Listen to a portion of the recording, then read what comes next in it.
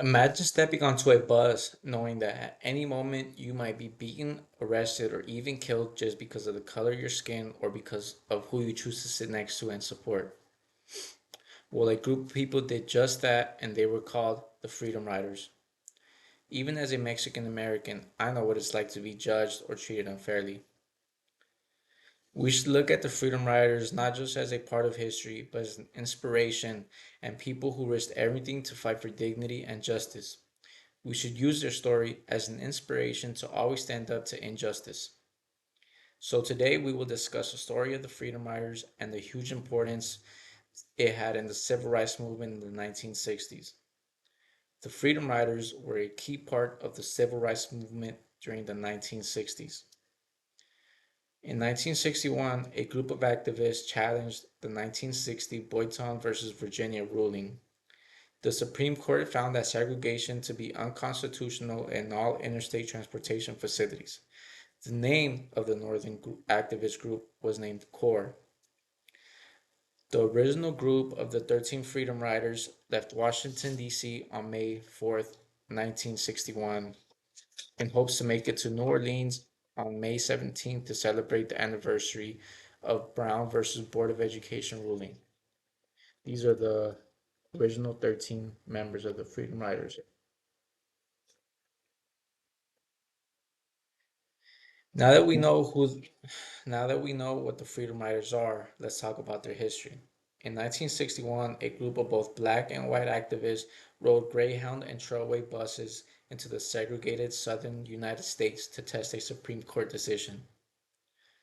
Not only did they challenge the seating arrangements inside the buses, but they also challenged segregated restrooms and waiting areas.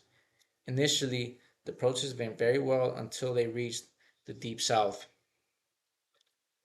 This was a route starting from Washington, D.C. down to New Orleans.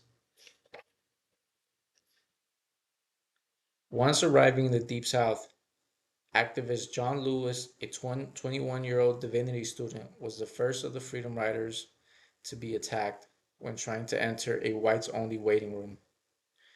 Now that we've discussed the history of the Freedom Riders, let's talk about why what they did is important for us today.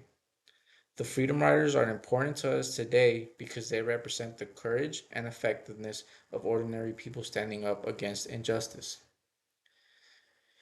With that courage, they helped end segregation and interstate travel, and today we can travel freely no matter the color of our skin, and we won't be forced to use separate facilities or spaces. What they did was they helped shift the public opinion on the realities of racism from all the images and stories of the Freedom Riders being thrown in jail and beaten. Because of what they did, I feel empowered and inspired to stand up against unfair treatment.